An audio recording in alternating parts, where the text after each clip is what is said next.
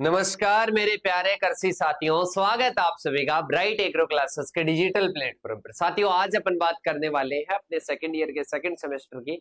एक सब्जेक्ट बकाया थी, उसका ओल्ड पेपर सॉल्यूशन नहीं हुआ था, तो उसी को लेकर आ गए हैं। और इसके साथ में आपके क्या हालचाल है सभी साथी कमेंट करके बता दीजिएगा।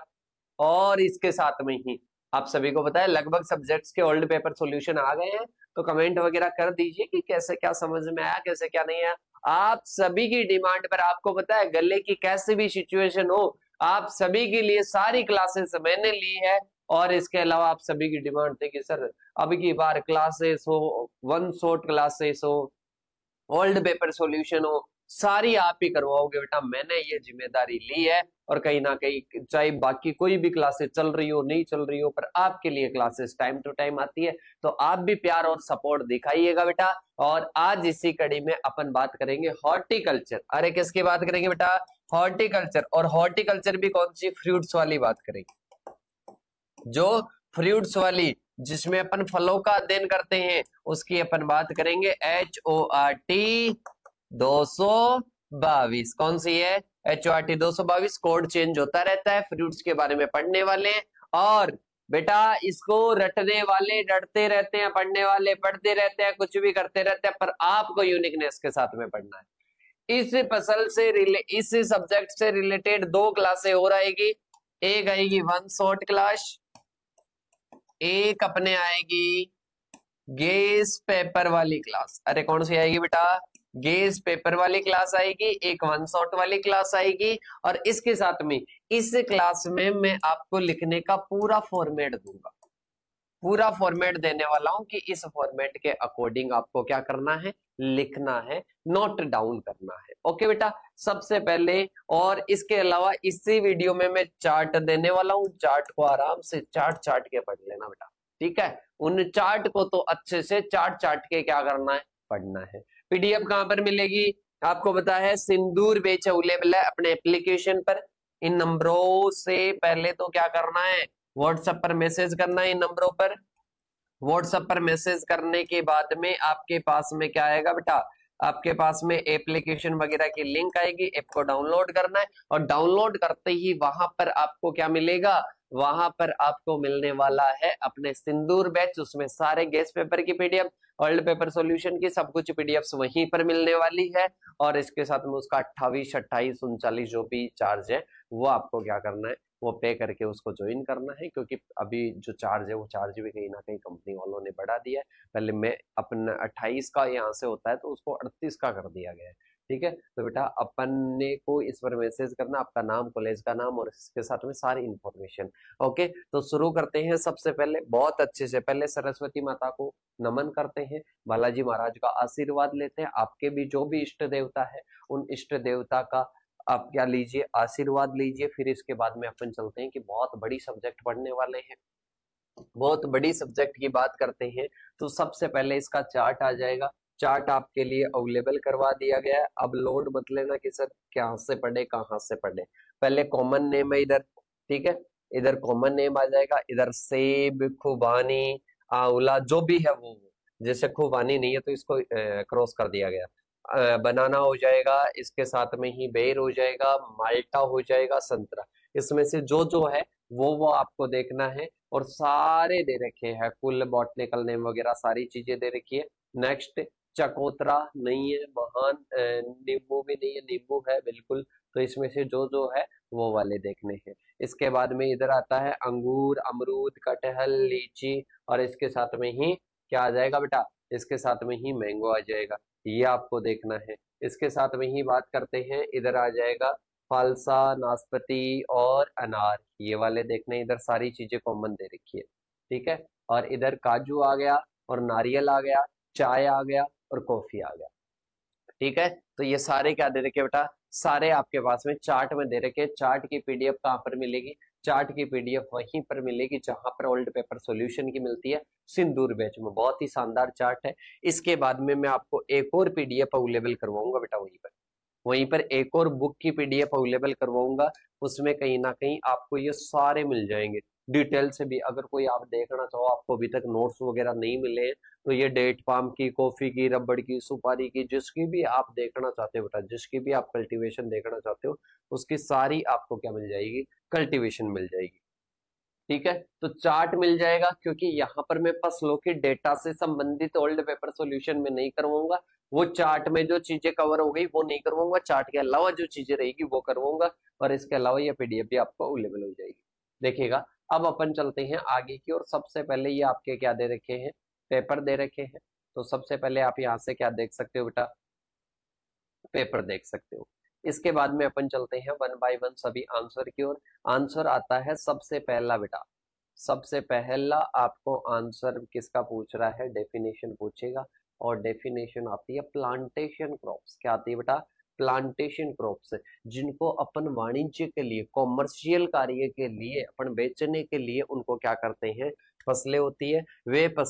वे फसलें जो कि बहुवर्षीय वाणिज्यिक फसलें होती है, जिन्हें मुख्यतः उष्ण कटिबंधीय और उप उष्ण कटिबंधीय क्षेत्रों में बड़े पैमाने पर उगाते हैं। उष्ण कटिबंधीय और उप उष्ण जो एरियाज होते हैं, उप उष्ण कटिबंधीय एरियाज में क्या करते हैं, लार्ज स्केल पर ग्रो करते हैं, लार्ज स्केल पर क्या करते हैं, ग्रो करते हैं। तो वो क्या हो जाएगी, प्लांटेशन क्रॉप्स हो जाएगी। और इन फसलों के लिए अधिक निवेश की, कुशल श्रमिकों की, उचित प्रबंधन की, मतलब एक प्रॉपर मैनेजमेंट की क्या होती है बेटा, रिक्वायरमेंट होती है। तो देखिएगा, फसलों के लिए अधिक इन्वेस्टमेंट की जरूरत होती है, कुशल श्रमिकों की, इसके साथ में ही उचित प्रबंधन की जरूरत होती है। इसका जो लाभ है वो उत्पादन और निर्यात के उद्देश्य से किया जाता है, मतलब कहीं ना कहीं लाभ के उद्देश्य से और कहीं ना कहीं निर्यात के उद्देश्य से। ऐसे नहीं कि जीवन निर्वाह के लिए खेती होती है, नहीं बेटा। आप चाय का रोपण कर रहे हो, रबड़ की फसल लगा रहे हो, तो बेटा मेन पर्पज क्या रहेगा, मेन पर्पज आपका रहेगा कि हमारे को लाभ कमाना है, हमारे को लाभ कमाना है और हमारे को निर्यात करना है। ठीक है, जैसे कि चाय, कॉफी, रबर, काजू हो जाएगा, ये कहीं ना कहीं अपने जीवन निर्वाह के लिए नहीं होती है, ये कहीं ना कहीं प्लांटेशन क्रॉप्स होती है और वाणिज्य के लिए होती है, कॉमर्शियल के लिए, उष्ण कटिबंधीय और उपोष्ण कटिबंधीय। फिर आती है बेटा ग्राफ्टिंग आती है, और एक क्या आती है, इनार्चिंग आती है। ग्राफ्टिंग में दो अपने पास में होते हैं, दो भाग होते हैं, एक होता है साइन, एक होता है रूट स्टॉक। एक क्या होता है बेटा, एक साइन होता है, एक क्या होता है, रूट स्टॉक होता है। एक साइन होता है, एक रूट स्टॉक होता है। तो साइन की अपन बात करते हैं तो ये क्या होता है, सांकुर, इसको हिंदी में क्या बोलते हैं बेटा, सांकुर बोलते हैं, और इसको क्या बोलते हैं, मूलवरंत बोलते हैं। इसको क्या बोलते हैं बेटा, मूलवरंत बोलते हैं। तो देखिएगा, ग्राफ्टिंग में क्या होता है, ग्राफ्टिंग में मतलब उच्च गुणवत्ता वाला जो प्लांट होता है,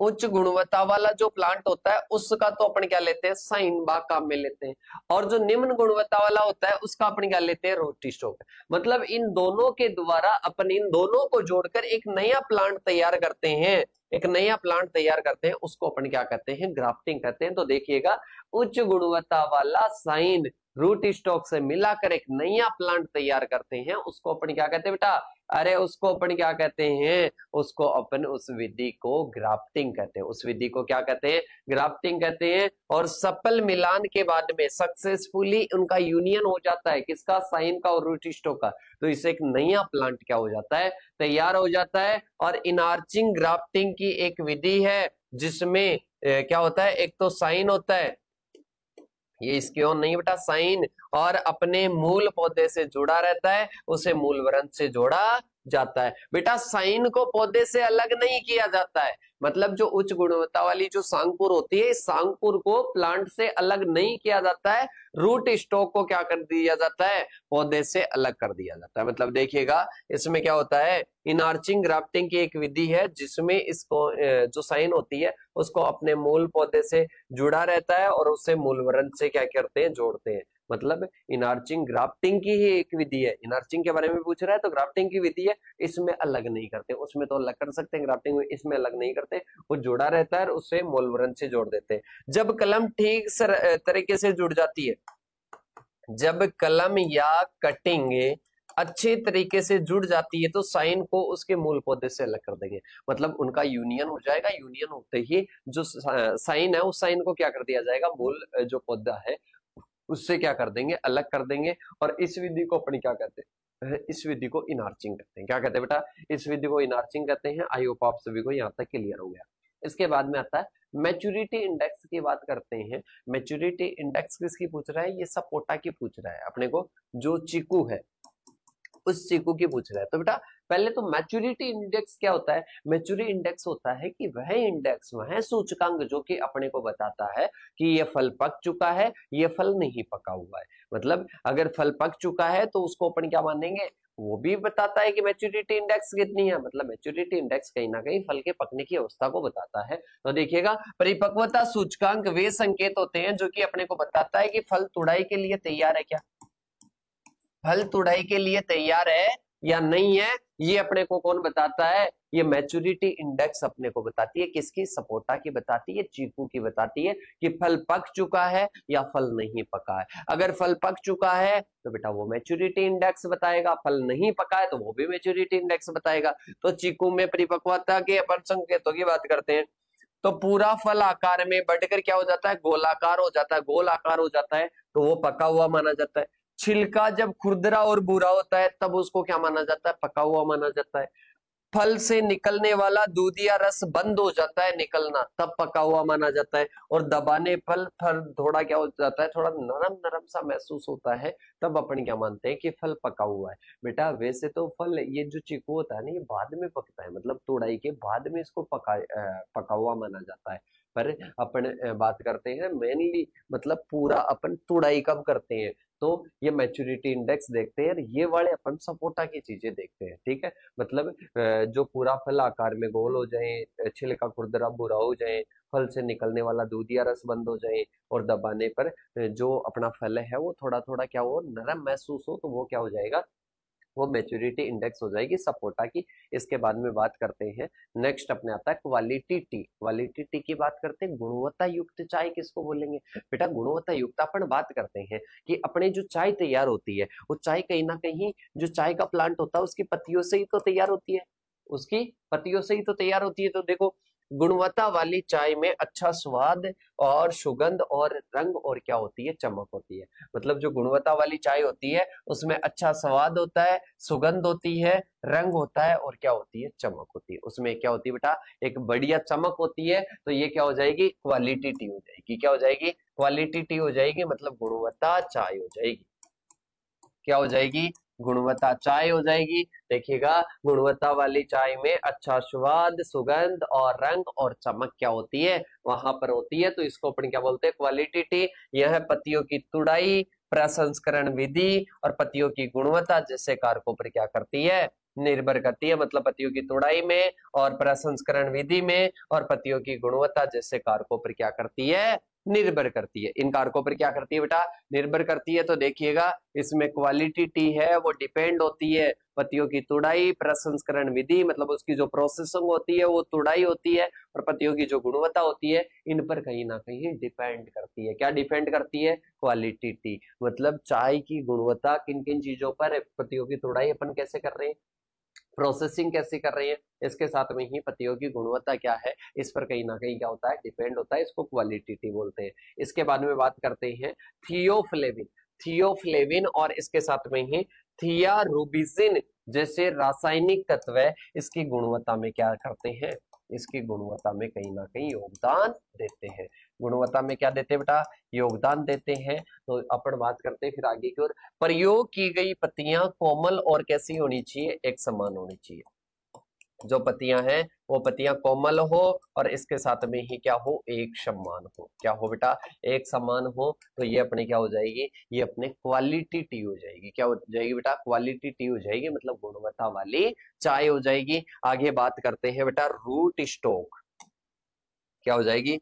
रूट स्टॉक ऑफ बेर। क्या आ जाएगा? रूट स्टॉक ऑफ बेर आ जाएगा। मतलब बात करते हैं मूलवृंत पौधे का वह निचला भाग होता है। रूट स्टॉक किसको बोलेंगे? मैंने कहा था बेटा, एक तो साइन होता है, एक क्या होता है? रूट स्टॉक होता है। रूट स्टॉक को क्या बोलते हैं? मूलवृंत बोलते हैं। इन दोनों को जोड़कर, इन दोनों को जोड़कर अपन एक नया प्लांट तैयार करते हैं।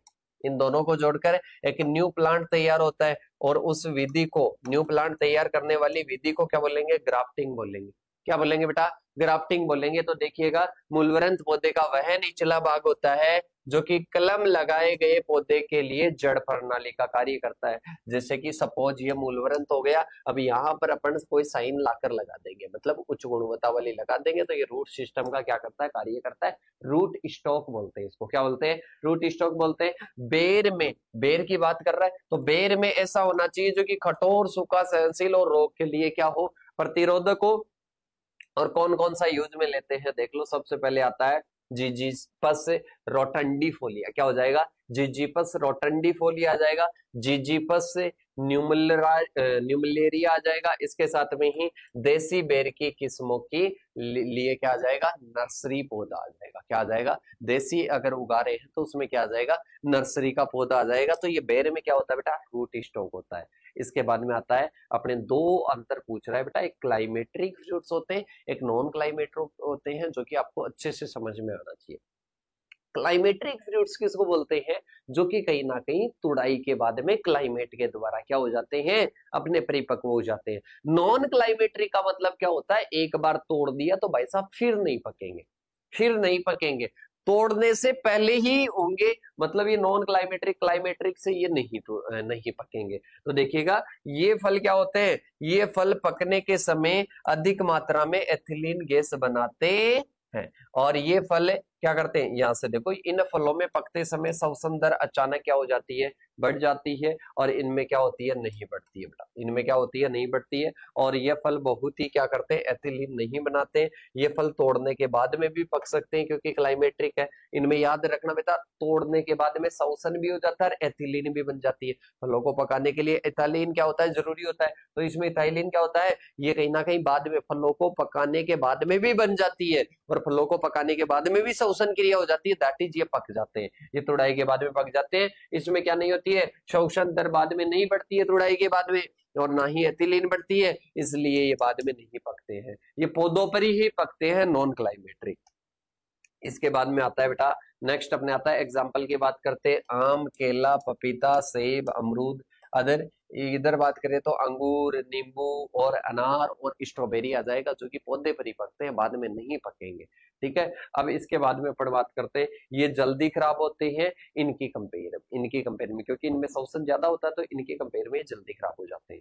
इसके बाद में देखिएगा बेटा, आगे की ओर बात करते हैं। आगे आता है ट्रेनिंग और प्रूनिंग। क्या आता है बेटा, ट्रेनिंग और प्रूनिंग आता है। और ट्रेनिंग और प्रूनिंग क्या है बेटा, दोनों में ही बहुत अंतर है। ट्रेनिंग का मतलब क्या होता है, संदाई होता है, और इसके साथ में ही बात करते हैं कटाई छटाई बोलते हैं वैसे इनको। ठीक है, प्रूनिंग का मतलब क्या हो जाएगा, कटाई छटाई हो जाएगा। देखो बेटा, पहले ट्रेनिंग की बात करते हैं। बेटा ट्रेनिंग किसको देते हैं, आप एक बार दिमाग में, माइंड में लगाओ कि ट्रेनिंग क्यों देते हैं। जैसे कि मैं आपको ट्रेनिंग दूं यहाँ पर क्लास लेने के लिए, मैं आपका एक सेट तैयार करूंगा, एक ढांचा तैयार करूंगा कि आप इसके अकॉर्डिंग वर्क कर सको। तो ट्रेनिंग क्या करते हैं, पौधे को एक ढांचा प्रदान करने के लिए, पौधे को एक ढांचा प्रदान करने के लिए, मतलब यह एक प्रारंभिक अवस्था में उचित आकार देने के लिए, एक शेप देनी है, प्लांट को एक शेप देनी है, तो उसको अपन क्या बोलते हैं, उसको ट्रेनिंग बोलते हैं। उसको क्या बोलते हैं, ट्रेनिंग बोलते हैं। यह है उसकी प्रारंभिक अवस्था में क्या करता है, एक उचित आकार देने के लिए होता है, जिसको अपन क्या बोलते हैं बेटा, ट्रेनिंग बोलते हैं। क्या बोलते हैं, उसको अपन ट्रेनिंग बोलते हैं। और फिर इसके बारे में आता है प्रूनिंग। प्रूनिंग क्या करते हैं, कोई भी अवांछनीय, कोई भी टहनी है, कोई भी रोगग्रस्त टहनी है, उनको आपको क्या करना है, रिमूव करना है। तो देखो, यह पौधे के अनावश्यक या सूखे भागों को हटाने की क्या है, उसके स्वास्थ्य और उत्पादकता बनी रहे, इसके लिए होता है। ये कभी भी कर सकते हैं, ये प्रारंभिक में क्या करते हैं, उसको शेप देते हैं, तो शेप देने के लिए जो करते हैं वो ट्रेनिंग होती है। प्रूनिंग क्या होती है, अनावश्यक जो सूखा भाग वगैरह है उसको अपन क्या करते हैं, रिमूव करते हैं, तो वो क्या हो जाएगी, प्रूनिंग हो जाएगी। वो क्या हो जाएगी बेटा, प्रूनिंग हो जाएगी। इसके बाद में आता है उद्देश्य। क्या आता है कि सर उद्देश्य आता है। उद्देश्य की बात करते हैं तो पौधे की वृद्धि को वांछित रूप से निर्देशित करना, एक तना या छत्रकार की बनावट हो जाएगा, मतलब उसको क्या करते हैं, वांछित रूप देते हैं, एक शेप देते हैं। इसके बाद में आता है पुराने रोगग्रस्त या अनुपयोगी जो शाखाएं हैं उनको हटाकर नई वृद्धि को बढ़ावा देना, मतलब पुरानी जो भी शाखाएं हैं, जो भी सूखी हुई शाखाएं हैं, उनको तो अपन हटाते हैं और एक नई शेप देते हैं, नया आकार देते हैं, दैट इज वो अपने क्या हो जाएगा, प्रूनिंग हो जाएगा। क्या हो जाएगा बेटा? वो अपने प्रूनिंग हो जाएगा। इसके बाद में देखिएगा आगे की ओर बात करते हैं बेटा, कब किया जाता है ट्रेनिंग, कब की जाती है? ये सामान्यतः प्रारंभिक अवस्था में, जब पौधा क्या होता है, छोटे आकार का होता है, उस टाइम में क्या की जाती है? उस टाइम में ट्रेनिंग की जाती है। और कहीं ना कहीं जब युवा हो जाता है, प्लांट परिपक्व हो जाता है, उसके बाद में तो रोग वगैरह लगते हैं, उसके बाद में ही कहीं ना कहीं जो सूखी हुई टहनी आती है, तो उनको रिमूव करने के लिए, क्या की जाती है? कहीं ना कहीं प्रूनिंग की जाती है। ओपन सेंटर मतलब ये अलग अलग प्रकार की होती है। ओपन सेंटर की बात करते हैं, किस प्रकार का रखते हैं। इसके बाद में आता है सेंट्रल की बात करें, ऐसे सीधा होगा, मॉडिफाइड की बात करें, इन दोनों का मिला जुला रूप होता है। 3 प्रकार से करते हैं अपन मेनली जो ट्रेनिंग करते हैं। इसके बाद में देखिए हेडिंग बैक मेथड होता है, थिनिंग आउट होता है और रिन्यूअल प्रूनिंग होती है। इसमें क्या होती है? प्रूनिंग के प्रकार है। तो बेटा ये अपने क्या हो जाएगी? ट्रेनिंग और प्रूनिंग के अंतर हो जाएंगे। फिर इसके बाद में है, अपने को पूछ रहा है importance and scope of plantation crop, मतलब जो प्लांटेशन क्रॉप जो अपन रोपण करते हैं, चाय, कॉफी, रबर। अब बेटा ये जो नारियल वगैरह है, ये अपन फसलें क्या करते हैं? रोपित करते हैं। ये फसलें क्या करते हैं? रोपित करते हैं। अब इन फसलों का अपन रोपण कर रहे हैं, तो इनका महत्व क्या होगा, इंपॉर्टेंस क्या होगा? तो बेटा सबसे पहले आता है हाई इकोनॉमिक वैल्यू। मतलब अपन बात करते हैं, जैसे गेहूं की फसल लगा दी, मक्के की फसल लगा दी, उनसे प्रोडक्शन अपने को अच्छा नहीं प्राप्त होगा। अपने को प्रोडक्शन प्राप्त होगा तो चाय, कॉफी, नारियल, रबर जैसी रोपण फसलें उच्च मूल्य देती है, अपने को अधिक इनकम देती है। तो बेटा ये क्या हो जाएगा? पहला महत्व होता है कि उच्च आर्थिक मूल्य, मतलब हाई इकोनॉमिक वैल्यू प्राप्त होती है। इसके साथ में ही अपन इनको एक्सपोर्ट, इनकी क्या होती है? विदेशों में, अलग अलग देशों में क्या होती है? डिमांड भी ज्यादा होती है, इनकी मांग भी ज्यादा होती है। तो ये फसलें भारत की कृषि निर्यात में, आय में क्या करती है? अपना महत्वपूर्ण योगदान देती है। महत्वपूर्ण योगदान देती है। किस चीज में योगदान देती है बेटा? ये कहीं ना कहीं ये फसलें भारत की कृषि निर्यात में, मतलब जो अपन क्या करते हैं? एक्सपोर्ट करते हैं, निर्यात करते हैं, उनमें अपना योगदान देती है। फिर आती है एम्प्लॉयमेंट जनरेशन, मतलब ये क्या करती है? रोजगार का सर्जन करती है। रोजगार का सर्जन करती है, मतलब बात करते हैं तो इससे क्या मिलता है? इससे लोगों को रोजगार मिलता है। क्या मिलता है बेटा?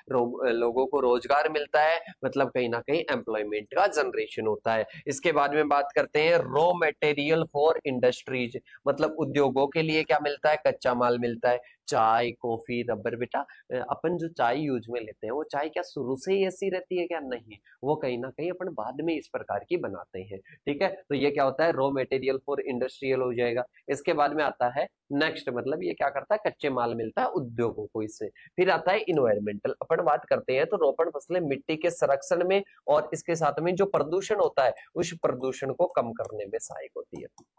प्रदूषण को कम करने में और मृदा कटाव को किसमें? मृदा कटाव को रोकने में और प्रदूषण को कम करने में क्या होती है बेटा? सहायक होती है। कौन सी फसलों की बात कर रहे हैं? रोपण फसलों की बात कर रहे हैं। और इसके बाद में आता है विदेशी मुद्रा। बेटा जब आप एक्सपोर्ट करोगे, अपने इन फसलों को एक्सपोर्ट करोगे, तो वहां से अपने को विदेशी मुद्रा भी क्या होगी? प्राप्त होगी। इसके बाद में आता है इसको वो प्लांटेशन क्रॉप्स की बात करते हैं, तो रोपण फसलें हो जाएगी। क्या हो जाएगी बेटा? रोपण फसलें हो जाएगी। रोपण फसलों का स्कोप क्या होता है? रोपण फसलों का भविष्य क्या होता है? तो सबसे पहले होता है हाई, मतलब बोले तो high demand domestic and international. मतलब पहला स्कोप तो हो जाएगा कि अपने देश के अंदर और इसके साथ में देश के बाहर, बोले तो इंटरनेशनल लेवल पर भी क्या होती है? इनकी डिमांड अत्यधिक होती है। तो सबसे पहले हो जाएगा high demand in domestic and international. इनकी डिमांड दोनों जगह है, तो अपने को ज्यादा से ज्यादा प्रोडक्शन करना है, यही अपना स्कोप हो जाएगा। दूसरा अपने आता है गवर्नमेंट सपोर्ट एंड स्कीम, मतलब बात करते हैं रोपण फसलों पर विभिन्न प्रकार की सब्सिडी और सहायता भी प्रदान करती है। कौन? गवर्नमेंट या सरकार, इनको बढ़ावा देने के लिए। फिर इसके बाद में आता है बेटा इसको फॉर वैल्यू एडिशन, मतलब बात करते हैं इनमें क्या होता है? वैल्यू एडिशन अपन कर सकते हैं। जैसे कि टमाटर है, टमाटर में वैल्यू एडिशन की बात करते हैं, सॉरी टमाटर नहीं बेटा, अपने नारियल है, नारियल की प्रोसेसिंग वगैरह करके अपन विभिन्न प्रकार के नारियल का तेल वगैरह कई सारे प्रोडक्ट बना देते हैं। तो इनमें क्या होती है? वैल्यू एडिशन, मतलब पैकेजिंग से, प्रोसेसिंग से, इनसे अपन इनका मूल्य क्या कर सकते हैं? बढ़ा सकते हैं। फिर इसके बाद में आता है बेटा नेक्स्ट अपने पास में, नेक्स्ट आता है क्लाइमेट सुटेबिलिटी इन इंडिया। मतलब बात करते हैं भारत की जो जलवायु है, भारत की जो जलवायु है वो जलवायु कहीं ना कहीं क्या रहती है, उपोष्ण कटिबंधीय जलवायु कई रोपण फसलों के लिए, जो प्लांटेशन क्रॉप्स होती है विभिन्न प्रकार की, उनके लिए क्या रहती है, बेटर रहती है। इसके साथ में ही बात करते हैं अनुसंधान और तकनीकी का प्रयोग, अनुसंधान और तकनीक का प्रयोग, रिसर्च, रिसर्च एंड टेक्नोलॉजी, क्या हो जाएगा बेटा, रिसर्च एंड टेक्नोलॉजी। मतलब बात करते हैं ये अनुसंधान में और इसके साथ में तकनीकी में भी क्या करता है, योगदान देता है। तो उन्नत किस्मों का क्या होता है, इससे उत्पादन होता है। तो बेटा ये कहीं ना कहीं रिसर्च में भी स्कोप रहता है, इन पर अपन रिसर्च भी कर सकते हैं। तो ये अपने पास में क्या था, स्कोप था। अब इसके बाद में आता है scope of high density plant या HDP बोल सकते हो, हाई डेंसिटी प्लांट का आपको स्कोप देखना है। मतलब बात करते हैं अपने क्या है बेटा, अपने कहीं ना कहीं ये कोई एरिया है, इस पर आप हाई डेंसिटी के साथ में अधिक सघन रूप से, अधिक सघन रूप से या हाई डेंसिटी के रूप में आप क्या करते हो, फलों को उगाते हो। क्या करते हो, हाई डेंसिटी मतलब सघनता में आप क्या करते हो, फलों को लगाते हो। तो देखिएगा सबसे पहले होता है इफिशियंट लैंड यूटिलाइजेशन, मतलब भूमि का क्या हो जाता है, कुशल अच्छा स्किल से क्या हो जाता है, कहीं ना कहीं यूटिलाइजेशन हो जाता है। मतलब उच्च रोपण में प्रति इकाई क्षेत्र में अधिक पौधे लगाए जाते हैं। तो पहला क्या हो गया, भूमि का कुशल प्रयोग हो जाएगा, भूमि का कुशल प्रयोग हो जाएगा, मतलब स्किल से, मतलब अच्छे से इफिशिएंट तरीके से क्या हो जाएगा, इफिशिएंट तरीके से उपयोग हो जाएगा, यूटिलाइजेशन हो जाएगा। क्या हो जाएगा बेटा, यूटिलाइजेशन हो जाएगा। उच्च घनत्व रोपण में प्रति इकाई क्षेत्र में अधिक पौधे लगाए जाते हैं। क्या लगाए जाते हैं, अधिक पौधे लगाए जाते हैं, बहुत सारे पौधे लगाए जाते हैं। इसका मतलब है इफिशिएंट लैंड यूटिलाइजेशन हो जाएगा। इसके साथ में दूसरा अपने पास में आता है higher yield per unit area. क्या आ जाएगा, higher yield per unit area आ जाएगा। मतलब अधिक पौधों की संख्या से सीमित स्थान में भी क्या होता है, उत्पादन बढ़ता है। मतलब इसमें है कि पर यूनिट जो एरिया होता है, पर यूनिट जो एरिया होता है, उस पर यूनिट एरिया में क्या होती है, हाई यील्ड होती है। क्या होती है बेटा, हाई यील्ड होती है। मतलब क्या होती है, अधिक उत्पादन होता है। तो पर यूनिट एरिया में भी और इसके साथ में भूमि का कुशल तरीके से उपयोग हो जाता है। फिर आता है अर्ली इकोनॉमिक रिटर्न्स, उच्च घनत्व वाली प्रणाली में जल्दी फल आने से किसानों को क्या होता है, शीघ्र लाभ होता है। इसके बाद में आता है बेहतर मैनेजमेंट, मतलब जो कैनोपी होती है, कैनोपी की बात करते हैं, ऊपर जो पत्ती वाला एरिया होता है, छत्र का जो आकार होता है, वो कहीं ना कहीं अच्छे से क्या कर पाता है, सनलाइट का क्या कर पाता है, यूज कर पाता है। इसके बाद में बात करते हैं, नेक्स्ट आता है प्रबंधन और जो तुड़ाई है, मतलब बात करते हैं मैनेजमेंट और जो हार्वेस्टिंग है, वो सघनता में क्या हो जाती है, आसानी से हो जाती है, दूर दूर होता है उसमें टाइम लगता है। इसके बाद में बात करते हैं सुटेबल फॉर मशीनाइजेशन, मतलब उच्च घनत्व प्रणाली में अपन आधुनिक औजारों का, स्प्रेयर का, हार्वेस्टर का प्रयोग कर सकते हैं, क्योंकि पर यूनिट एरिया भी तो क्या मिलेगा अपने को, प्रोडक्शन ही मिलेगा।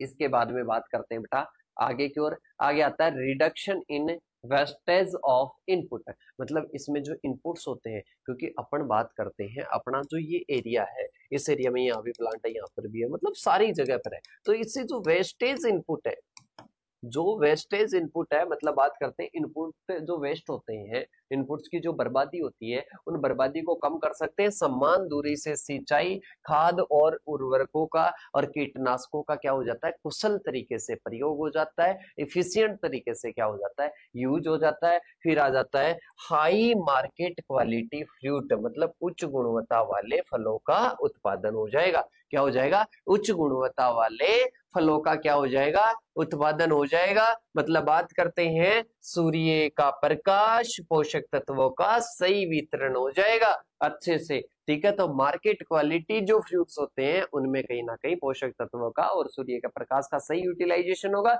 सही यूटिलाइजेशन होने से कहीं ना कहीं जो प्रोडक्शन होगा वो गुणवत्ता युक्त अपने को प्राप्त होगा।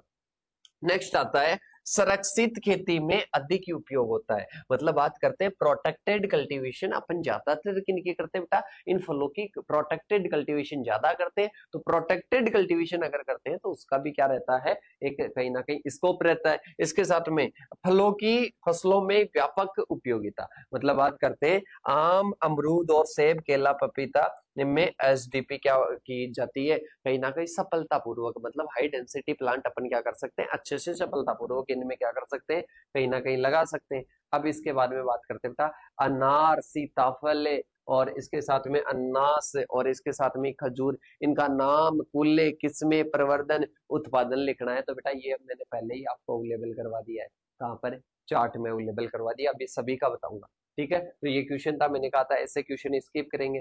फल बाग में रोपण के विभिन्न तरीके बताने, मतलब अपना क्या है बेटा, कोई फलों का बाग है, फलों का बाग है, उसमें अपने को क्या करना है, फलों का रोपण करना, प्लांटिंग करनी है। तो प्लांटिंग करने के अलग अलग वेरियस मेथड होते हैं, जैसे कि वाणिज्यिक फलों में बागों में उचित वृद्धि, देखरेख और अधिकतम उत्पादन के लिए व्यवस्थित रोपण क्या होता है, जरूरी होता है। एक सीक्वेंस से कहीं ना कहीं प्लांटिंग जरूरी होती है, एक सीक्वेंस से कहीं ना कहीं प्लांटिंग जरूरी होती है। फलों की प्रजाति, मिट्टी, जलवायु और भूमि की उपलब्धता के अनुसार कई प्रकार की रोपण विधियां अपनाई जाती है, जैसे कि आपने पढ़ी होगी 12th क्लास में भी, जेट वगैरह में भी। इसमें होती है बेटा स्क्वायर मेथड, मतलब इसमें रो टू रो और रो और प्लांट टू प्लांट जो डिस्टेंस होती है वो दोनों में समान होती है। रो टू रो डिस्टेंस और प्लांट टू प्लांट डिस्टेंस, ये दोनों क्या रहती है बेटा, दोनों बराबर रहती है। तो ये स्क्वायर सिस्टम आ जाएगा, मतलब इस विधि में पौधों को कतारों और स्तंभों में समान दूरी पर वर्ग के रूप में लगाएंगे तो स्क्वायर सिस्टम बोल देंगे। क्या बोल देंगे, स्क्वायर सिस्टम बोल देंगे। यह सबसे सरल होती है, सामान्यतः क्या होती है, प्रयुक्त होती है जुताई, सिंचाई और कृषि कार्यों के लिए क्या होती है, कहीं ना कहीं आसानी से हो जाती है। इसके बाद में आता है रेक्टेंगुलर सिस्टम। कौन सा आता है बेटा, रेक्टेंगुलर की बात करते हैं बेटा, इसमें एक ज्यादा होती है। देखो इसमें जो कतारों की दूरी होती है वो एक ही कतार में पौधों की दूरी से क्या होती है, अधिक होती है। एक ही कतार में पौधों की दूरी से क्या होती है, अधिक होती है।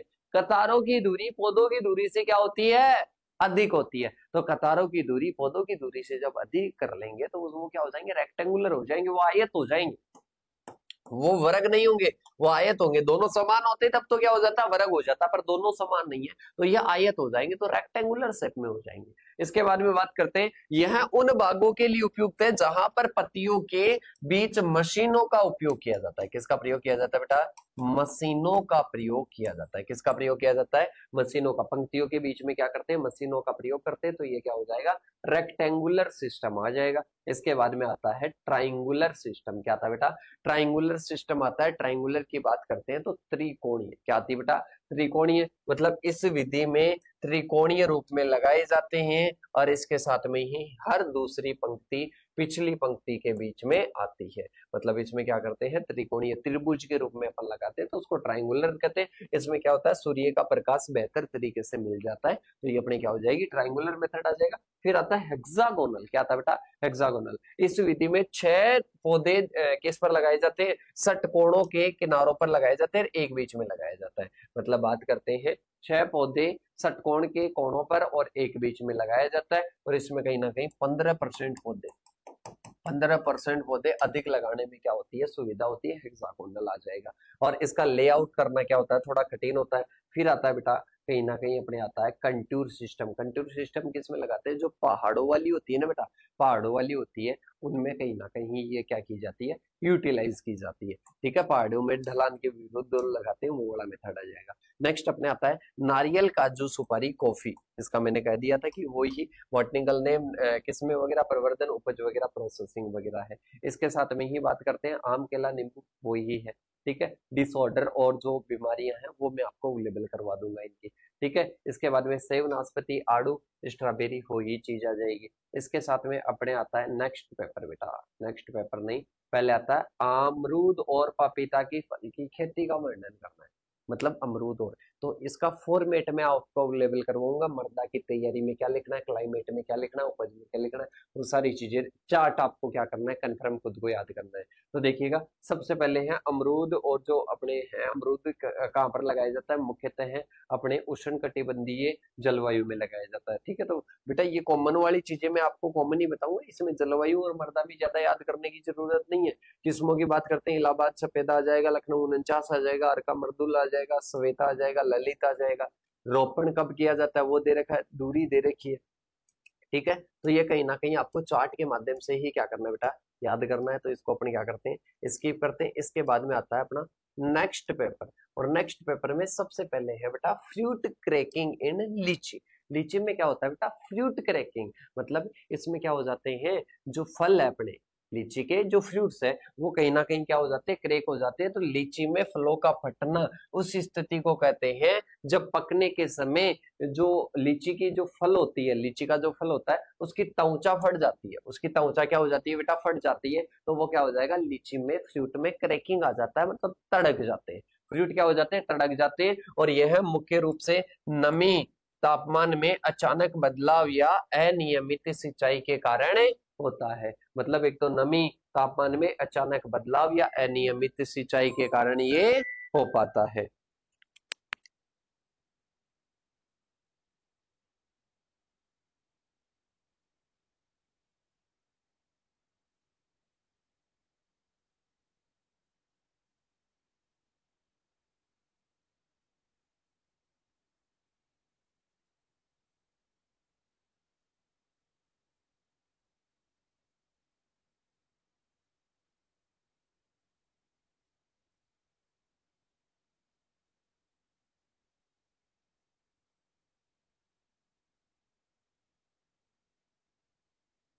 तो बेटा अब अपन चलते हैं आगे की ओर, कि अपन लीची में फ्रूट क्रैकिंग देख रहे हैं। इसमें क्या होता है बेटा, कहीं ना कहीं तापमान वगैरह के कारण क्या होता है, जो फल होते हैं उनमें क्या आ जाती है, उनमें कहीं ना कहीं तड़काट आ जाती है।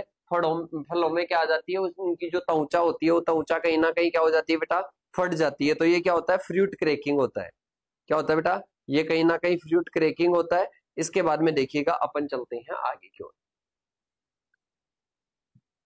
इनमें क्या होती है, फलों के अंदर का जो भाग है ना बेटा, वो कहीं ना कहीं क्या होगा, तेजी से बढ़ेगा। फलों का जो अंदर का भाग है वो कहीं ना कहीं क्या होगा, तेजी से बढ़ेगा। और इससे क्या होगा, इससे कहीं ना कहीं उनकी त्वचा तेजी से नहीं फैल पाती है और वो क्या हो जाते हैं, फट जाते हैं। मतलब अंदर का भाग तो तेजी से बढ़ेगा, और इसके साथ में ही जो बाहर का जो लेयर है वो कहीं ना कहीं क्या हो जाती है बेटा, वो कहीं ना कहीं फट जाती है, वो कहीं ना कहीं क्या हो जाती है, फट जाती है उस कारण। और यह फल की गुणवत्ता और बाजार मूल्य को क्या करता है, घटाता है। मतलब ये कहीं ना कहीं मार्केट वैल्यू और फ्रूट क्वालिटी को क्या करता है, रिड्यूस करता है। क्या करता है बेटा, रिड्यूस करता है। सही सिंचाई, संतुलित पोषण और बोरोन का छिड़काव फल फटने की समस्या को क्या करता है, कहीं ना कहीं कम करता है। तो लीची में फ्रूट क्रैकिंग हो जाएगा। अब आता है बाहर ट्रीटमेंट। क्या आ जाएगा बेटा, बाहर ट्रीटमेंट आ जाएगा। बाहर ट्रीटमेंट का मतलब होता है,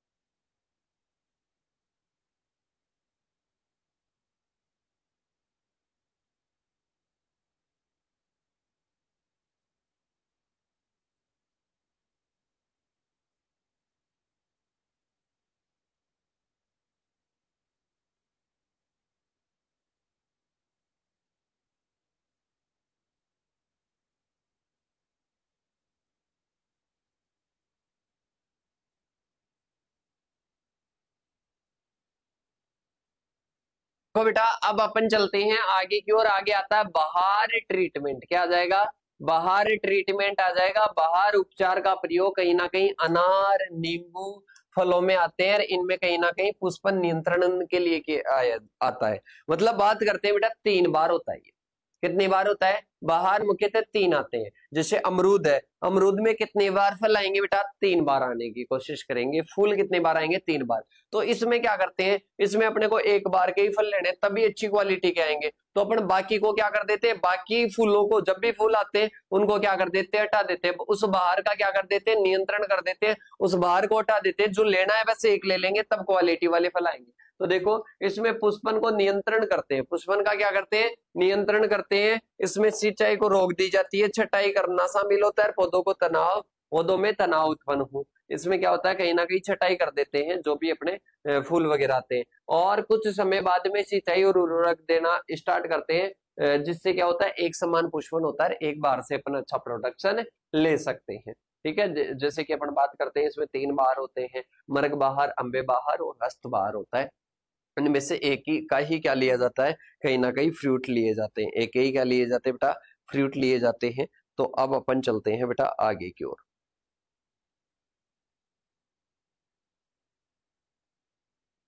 अब देखो, अब अपन चलते हैं आगे की ओर, आगे बात करते हैं प्रूनिंग इन बेर। प्रूनिंग का मतलब क्या होता है बेटा, एक तो होती है ट्रेनिंग जो कि प्रारंभिक अवस्था में करते हैं, और एक क्या आती है कहीं ना कहीं ट्रेनिंग और एक प्रूनिंग। प्रूनिंग की बात करते हैं तो प्रूनिंग कब की जाती है, प्रूनिंग कहीं ना कहीं बीच में की जाती है। कि सर बीच में कब की जाती है, बीच में बोले तो अपने जब क्या होती है, जब अपने कोई भी फसल होती है, जब अपने कोई भी फसल होती है वो कहीं ना कहीं ग्रो हो जाती है, वो युवा हो जाती है, युवा होती है तो उसकी टहनियों पर क्या आती है, कहीं ना कहीं अलग अलग क्या आती है, ब्रांचेज आती है। उनमें कुछ जैसे कि रोग के कारण ऐसे सूख जाती है, तो उनको अपन क्या करते हैं, रिमूव करते हैं। इसके लिए क्या होती है बेटा, इसके लिए बेर में कटाई छटाई होती है। बेर में कटाई छटाई जरूरी होती है, क्योंकि फल वर्तमान समय में जो अपने मौसम की जो नई टहनियां होती है उन पर आते हैं। फल नई टहनियों पर आएंगे तो पुरानी वाली टहनियों को तो क्या करेंगे, कट करेंगे कि नहीं करेंगे। और पुरानी टहनियों को कट करने का मेथड ट्रेनिंग नहीं होता है, वो तो एक शेप देने का होता है। तो इसलिए उसकी क्या जरूरी होती है, प्रूनिंग। बेर में प्रूनिंग मोस्ट इंपोर्टेंट है। सूखी रोगग्रस्त अनुपयोगी शाखाओं को क्या करना है, हटाना है, और सूर्य का प्रकाश, वायु संचार, इनको क्या करना है, बेहतर बनाना है, और नई वृद्धि को क्या करना है, प्रोत्साहित करना है।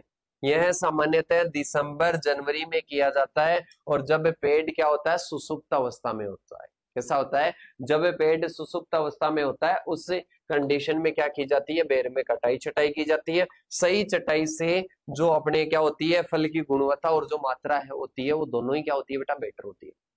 सही छटाई कर लेंगे, सही प्रूनिंग कर लेंगे तो दोनों चीजें क्या होती है, बेटर होती है। मतलब उसकी फल की गुणवत्ता मान लो और मात्रा मान लो, ठीक है। क्योंकि पुरानी पर नहीं आती है, नई जो होती है ब्रांचेज उन पर आता है। अब इसके बाद में आता है अमरूद में जिंक की कमी। क्या होती है, अमरूद में जिंक की कमी होती है। तो उसमें क्या होता है, जिंक की कमी से नई पत्तियां पीली पड़ जाती है और पौधे की वृद्धि क्या हो जाती है, रुक जाती है। और पत्तियां कहीं ना कहीं छोटी और इसके साथ में ही संकरी और विकृत हो जाती है। फलों का आकार और गुणवत्ता भी क्या होती है बेटा, प्रभावित करती है। और इससे बचने के लिए अपने को क्या देना है, जिंक सल्फेट देना है। क्या देना बेटा, जिंक सल्फेट। अब इनके जो कॉमन डिसऑर्डर है ना, वो भी एक पीडीएफ में डलवा दूंगा ओल्ड पेपर वाले में। इसके बाद में आता है प्लकिंग ऑफ टी।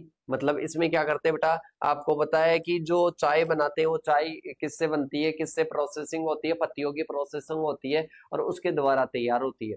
तो प्लकिंग ऑफ टी की बात करते हैं, मतलब पत्तियां वगैरह तोड़ेंगे, किसकी, टी की तोड़ेंगे। तो देखो, चाय की प्लकिंग वह क्रिया है जिसमें पौधे से कोमल जो चाय की जो टहनियां हैं उनको अपन क्या करते हैं, हटाते हैं। क्यों हटाते हैं, क्योंकि अपने को इनकी प्रोसेसिंग करके चाय बनानी है, चाय तैयार करनी है। तो देखो, चाय की प्लकिंग वह क्रिया है जिसमें पौधे से कोमल चाय की टहनियों को क्या किया जाता है, तोड़ा जाता है, हटाया जाता है। और कहीं ना कहीं इससे आमतौर पर ऊपर की कली और 2 कोमल पत्तियां क्या होती है, शामिल होती है। मेनली ऊपर की कली और 2 कोमल पत्तियां अपन क्या करते हैं, एक प्लांट से अलग करते हैं।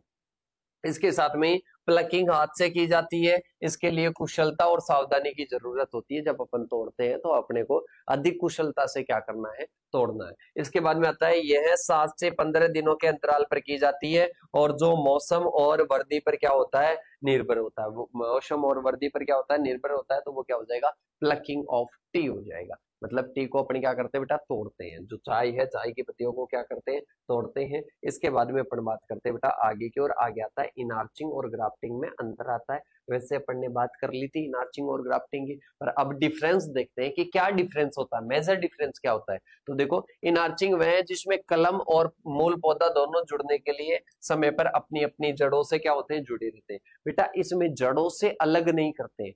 इसमें प्लांट को जड़ों से, प्लांट का जो भी भाग लेते हैं ना अपन नया पौधा तैयार करने के लिए, उसको जड़ से अलग नहीं करेंगे। कब करेंगे, जब वो ग्रो होने लग जाएगा कि अब अपने इसकी जड़ें वगैरह बन गई और अब कोई दिक्कत नहीं है, फुटान वगैरह होने लगी, उसके बाद में मूल पौधे से अलग करते हैं। तो इसमें मूल पौधे से दोनों भाग जुड़े होते हैं, कलम और मूल पौधा। इसमें क्या होता है, कलम मूल पौधे से अलग होती है और कहीं ना कहीं रूट स्टॉक से क्या करते हैं, जोड़ते हैं। तो मतलब इसमें दोनों ही, ऐसे मान लो कि दोनों ही क्या होते हैं, अलग होते हैं। मतलब रूट स्टॉक तो क्या ही अलग होगा, पर इसमें क्या होता है, दोनों भागों को क्या कर दिया जाता है, अलग कर दिया जाता है ग्राफ्टिंग में। इसका प्रयोग उन पौधों में किया जाता है जिन्हें अन्य विधियों से प्रचारित करने में कठिनाई होती है। मतलब बात करते हैं जिनका प्रोपेगेशन अन्य विधियों से करने में कहीं ना कहीं परेशानियां होती है, तो उनमें इसका प्रयोग करते हैं। इसका उपयोग व्यावसायिक रूप से कई फलदार पौधे उगाने के लिए क्या करते हैं, प्रयोग करते हैं, किसका, ग्राफ्टिंग का प्रयोग करते हैं। इसके बाद में आता है नेक्स्ट अपने टाइम आता है। टाइम की बात करते हैं, यह विधि धीमी होती है और पौधे स्थापित करने में क्या होता है, अधिक समय लगता है। क्या लगता है, अधिक समय लगता है। और इसके साथ में ही अपन बात करते हैं इनार्चिंग की तुलना में क्या होती है, तेज होती है। मतलब ये क्या हो जाती है, जल्दी से हो जाती है। इसके साथ में ही अपन बात करते हैं इनमें श्रमिक की जो आवश्यकता होती है और इसमें क्या होती है, मध्यम होती है। इसमें अधिक जरूरत होती है इनार्चिंग में, और उसमें क्या होती है, कम जरूरत होती है। नारियल की बौनी किस्म और लंबी किस्म में अंतर बताना है। बताओ बेटा, एक तो नारियल की क्या होती है, लंबी किस्म होती है, उनकी हाइट क्या होती है, लॉन्ग होती है। एक की क्या होती है, कहीं ना कहीं कम होती है। तो देखिएगा अपन बात करते हैं ड्वार्फ वेराइटीज की बात करते हैं, बोनी किस्मों की बात करते हैं, तो ये पौधे कम ऊंचाई वाले होते हैं, मतलब लगभग 5 से 6 मीटर वाले होते हैं बोनी किस्म। और ये 20 मीटर 15 से 20 मीटर वाले होते हैं, टाल वेराइटीज होती है। बात करते हैं तो ये जल्दी पुष्प देना स्टार्ट करते हैं 3 से 4 वर्षों में, और ये 6 से 8 वर्षों में। जो लंबी होती है वो लंबी लेट। इसके साथ में जो बोनी होती है वो क्या होती है, जल्दी फल देना स्टार्ट करती है। इसके साथ में ही लाइफ स्पेन की बात करते हैं तो इनका जीवन काल कितना होता है, 30 से 40 वर्ष का होता है। इनका 60 से 80, क्योंकि ये लेट फल देना स्टार्ट हो रहे हैं तो ये लेट तक देते हैं टाल वेराइटीज।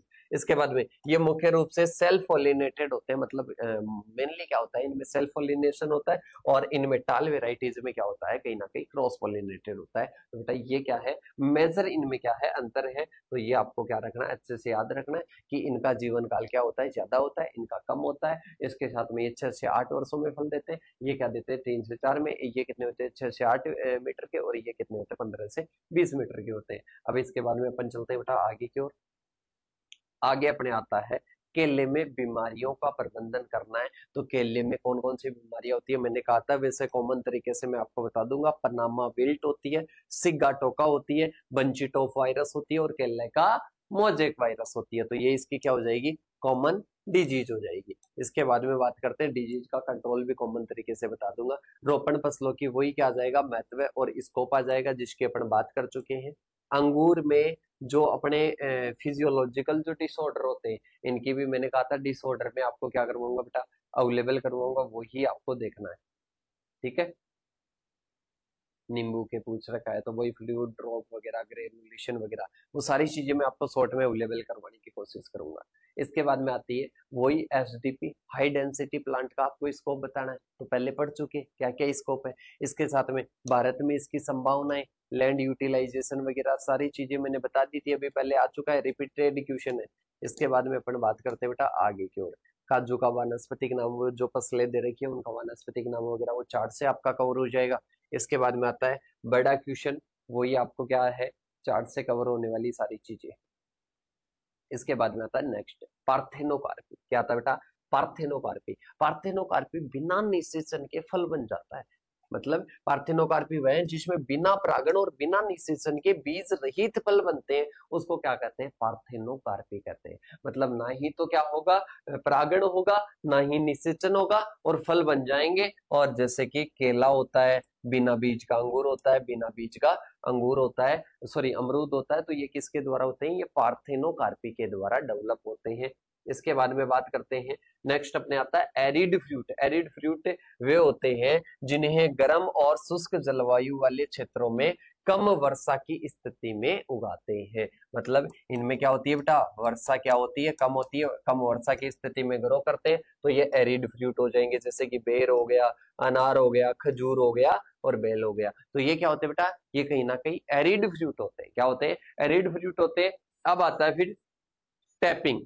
क्या था बेटा, टैपिंग इन रबर। मतलब रबर में टैपिंग क्या होता है उसके बारे में बात करते बेटा। किसमें देखना है, टैपिंग देखना है।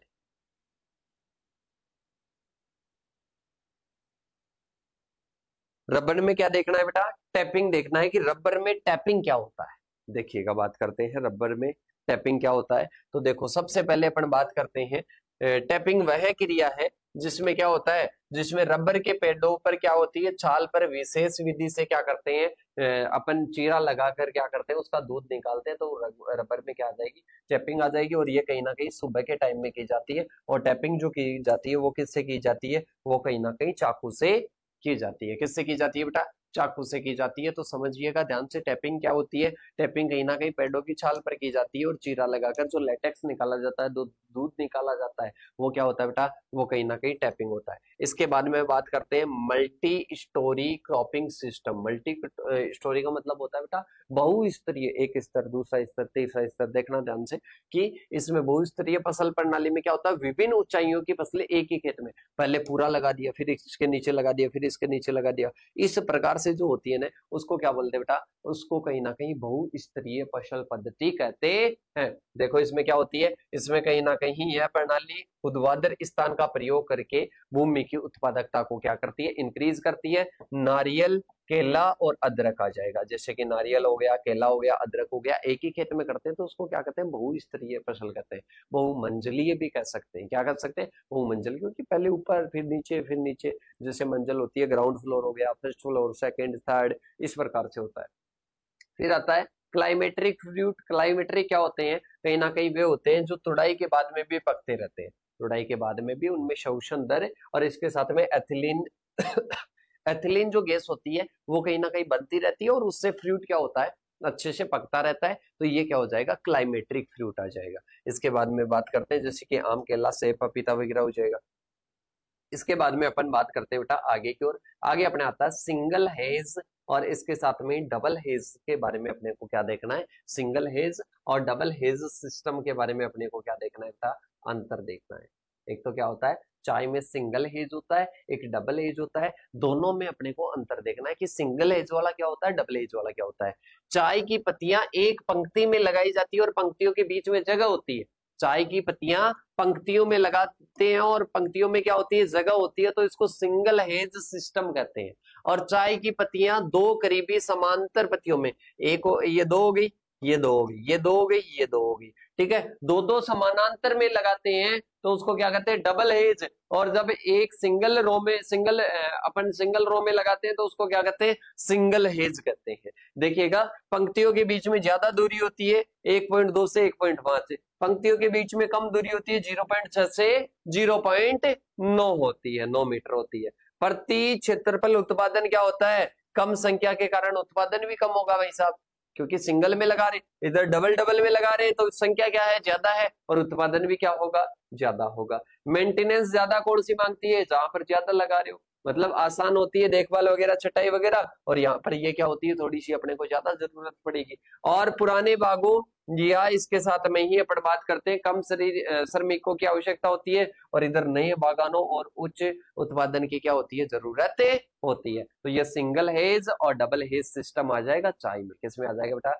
चाय में आ जाएगा। फिर आता है सिट्रस में, एक तो क्या आता है, ग्रेनुलेशन आता है, क्या आता है, ग्रेनुलेशन आता है, एक क्या आती है, सिट्रस गिराउट आती है। क्या आती है, एक तो सिट्रस ग्रेनुलेशन आता है, और एक क्या आती है बेटा, सिट्रस गिराउट आती है। एक सिट्रस ग्रेनुलेशन आ जाएगा और एक क्या आ जाएगी बेटा, सिट्रस गिराउट आ जाएगी। दोनों के बारे में अपने को क्या करना है बेटा, देखना है।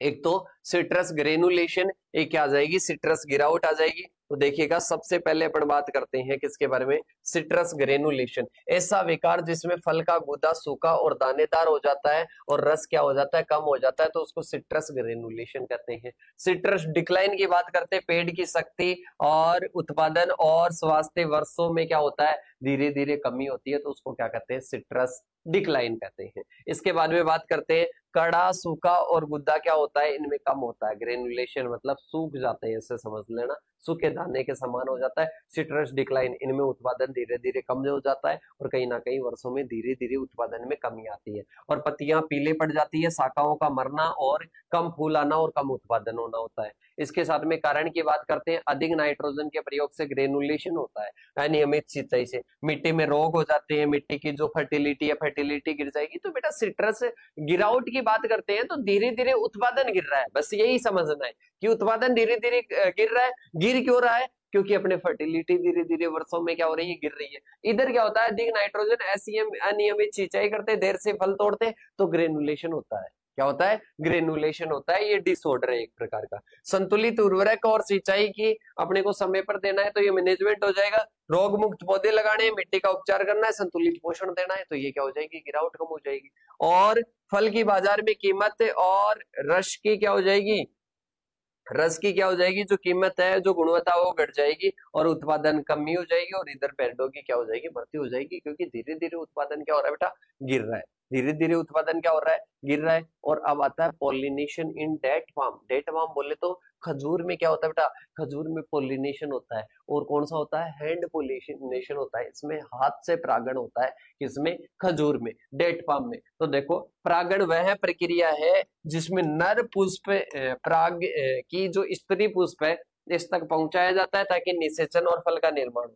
फल का निर्माण करने के लिए नर के जो पराग होता है, मतलब उसको नर पुष्प से उस पराग को कहीं ना कहीं स्त्री पुष्प तक पहुंचाया जाता है। इससे निषेचन होता है और फल का निर्माण होता है। किसका होता है, फल का निर्माण। तो पॉलिनेशन समझ में आ गया कि नर पुष्प से पराग को स्त्री पुष्प तक पहुंचाया जाता है, ताकि निषेचन हो सके, फल का निर्माण हो सके। खजूर कहीं ना कहीं क्या होता है, डायोसियस होता है, द्विलिंगी। अब बेटा डायोसियस समझ लेना, डायोसियस, ये डायो किसका मतलब है, ये मोनोसियस होता है। मोनो किसका मतलब है, ये प्लांट के लिए है कि मोनोसियस है और इसके साथ में डायोसियस है। बेटा जिस पर नर और मादा, नर और मादा, डायो मतलब दो, नर और मादा दो पेड़ों पर पाई जाती है, दो प्लांटों पर पाई जाती है, तो उसको क्या कहते हैं, उसको डायोसियस कहते हैं। नर और मादा, डायो, डायो बोले तो दो, नर और मादा, मोनो, मोनो बोले तो एक, एक पर पाई जाती है, तो मोनोसियस। तो याद रखना बेटा, कंफ्यूज होने वाली चीजें है ही नहीं। डायोसियस प्लांट, डायोसियस प्लांट के लिए बोल रहा है, मतलब वह प्लांट जिसमें नर और मादा एक जगह, दो जगह होती है, दो पेड़ों पर होती है, तो उसको डायोसियस, और एक पर होती है उसको मोनोसियस कहते हैं। देखिएगा आगे की ओर बात करते हैं। द्विलिंगी होता है जिसका मतलब होता है नर और मादा क्या है, अलग अलग पेड़ों पर उगते हैं, इसलिए डायोसियस कहते हैं। डायो का मतलब दो होता है। प्राकृतिक जो अपने होते हैं, प्राकृतिक परागण दुर्लभ और कम प्रभावी होते हैं, क्योंकि नर और मादा अलग अलग है। बेटा नर यहाँ पर है तो मादा वहां पर है, अब उनमें क्या होगा, प्राकृतिक तरीके से तो होगा नहीं। नर और जो मादा प्लांट है वो एक साथ में आ नहीं सकते कि साथ में आ जाएंगे, ठीक है। तो ये क्या होता है, कहीं ना कहीं कठिन होता है, इसलिए परागण क्या करवाते हैं, कृत्रिम तरीके से या हाथ से कराते हैं। इसको हैंड पोलिनेशन कहते हैं। नर पुष्पों को इकट्ठा करके मादा पुष्पों तक क्या किया जाता है, लाया जाता है, और फिर परागण करवाया जाता है। कृत्रिम परागण फल बनने की दर और उपज गुणवत्ता को क्या करता है, बढ़ाता है। तो मेरे हिसाब से समझ गए, डायोसियस प्लांट है इसलिए नहीं हो पाता है। लीची की किस्मों के बारे में बता रखा है, तो लीची की किस्में जैसे कि साई हो जाएगी, और इसके साथ में ही बहुत करते हैं तो चाइना, बॉम्बे, इसके साथ में बेदाना, सवर्णा, तो ये क्या है, उसकी किस्में हैं। फिर आता है वही अपने जो अपने फलों की होती है और जो वृक्षारोपण होती है, मतलब प्लांटेशन क्रॉप्स होती है, उनकी क्या है, उनके लिए महत्व बताना है। महत्व की बात कर चुके हैं। अब आता है मेन क्वेश्चन अपना कि फल व बगीचों में आपको जो सिंचाई देने की जरूरत होती है, कहीं ना कहीं कृत्रिम रूप से पानी देने की जरूरत होती है। तो कृत्रिम रूप से पानी देने की कौन कौन सी विधियां होती है, तो सबसे पहले बात करते हैं बेटा, सबसे पहले आती है सरफेस इरिगेशन। सबसे पहले क्या आती है, सरफेस इरिगेशन आती है। सतही सिंचाई में क्या करते हैं, पानी को सीधी मिट्टी की सतह पर देते हैं, वह जमीन पर बहता है, वह जमीन पर बहता है, सीधे क्या देते हैं, सतह पर देते हैं। इसे लागू करने और जो सरल और क्या होता है, कहीं ना कहीं कम होता है। तो बेटा सीधा सा समझ लो, अब आपको ये विधियां तो पता ही है, मतलब सतह पर पानी छोड़ देते हैं, पूरे पेड़ों के पास में चला जाता है, उसको सतही विधि कहते हैं। क्या कहते हैं, सतही विधि कहते हैं। ये एक तो बागों में लगाते हैं। एक क्या करते हैं, ड्रिप। ड्रिप क्या करता है, सीधी जड़ों को बूंद बूंद पानी देता है, उसको ड्रिप मेथड कहते हैं। मेरे हिसाब से सभी का पढ़ा हुआ है। इसके बाद में अपन बात करते हैं स्प्रिंकलर। स्प्रिंकलर में अपने बाग में फव्वारे लगा देते हैं, और फव्वारों के माध्यम से सिंचाई होती है, तो उसको उबड़ खाबड़ क्षेत्रों में भी अपने स्प्रिंकलर सिस्टम आसानी से लगा सकते हैं। फिर आता है बेसिन और फर्रो। फर्रो की बात करते हैं, गड्ढे बना दिए जाते हैं। क्या कर दिए जाते हैं, कहीं ना कहीं गड्ढे बना दिए जाते हैं, प्लांट टू प्लांट गड्ढे बना दिए जाते हैं। ठीक है। अब इनमें यहाँ पर जैसे पानी छोड़ दिया तो ये सभी गड्ढों में चला जाएगा। ठीक है, तो इसको बेसिन और फर्रो मेथड कहते हैं। इसके बाद में है विभिन्न रोपण पद्धतियां। रोपण पद्धतियों की बात कर चुके हैं, square system, rectangular, hexagonal, contour, इन सिस्टमों की क्या कर चुके हैं बेटा, बात कर चुके हैं। अब वही अपने केस के बारे में पूछ लिया, चार्ट में से क्वेश्चन जो है वो उठाने के लिए है। और कल्टीवेशन ऑफ कॉफी, कॉफी की कल्टीवेशन है तो कॉफी की कल्टीवेशन वगैरह सारी चीजें यहाँ पे क्या होती है, कंप्लीट होती है। कि सर कंप्लीट कैसे हो जाएगी, नहीं बेटा, देखिएगा अपन बात करते हैं, सबसे पहले बात करते हैं कि मैंने सबसे पहले क्या कहा बेटा, कि इसमें मैंने जो अदर क्वेश्चन है और जो किस प्रकार के क्वेश्चन आते हैं वो मैंने बताया। 50% आपके अदर क्वेश्चन आ जाते हैं और 50% ये यहाँ पर बताया, उसके बाहर नहीं जाएंगे। और एक गेस पेपर दे दूंगा, उसके बाहर नहीं जाएंगे। इसके बाद में अगर मैं बात करूं तो जो 50% आएंगे, 50% ये मैंने चार्ट दे दी बेटा, इन चार्ट से पढ़ना है। डिसऑर्डर वगैरह मैंने आपको पहले ही बोल दिया कि डिसऑर्डर वगैरह सारी चीजें आपको मिल जाएगी, मैं अवेलेबल करवा दूंगा। इसके लिए कंडीशन एक ही रहेगी, आपको ज्यादा से ज्यादा इस वीडियो पर मैसेज करना है, अपने सभी प्यारे साथियों के पास में क्या करना है, शेयर करना है। सारी चीजें होगी। ये चार्ट वगैरह कहाँ पर मिलेंगे, आपको बता दिया। एप्लीकेशन को डाउनलोड करना है, एप्लीकेशन की लिंक डिस्क्रिप्शन में या फिर आपको व्हाट्सएप पर मिल जाएगी, इन नंबरों पर मैसेज कर देना। ठीक है, व्हाट्सएप पर चार्ट वगैरह ये सारी चीजें नहीं आएगी, ओनली उसी बैच में रहेगी। और इसके साथ में अपने सभी प्यारे साथियों को क्या करना है, शेयर करना है, प्यार और सपोर्ट दिखाना है, तभी आपको मिल पाएगा। और इन नंबरों पर आपको व्हाट्सएप पर आपका नाम, कॉलेज का नाम, ईयर वगैरह क्या करना है, मैसेज करना है। तो मिलते हैं नेक्स्ट सेशन के साथ में, तब तक के लिए जय जवान जय किसान साथियों।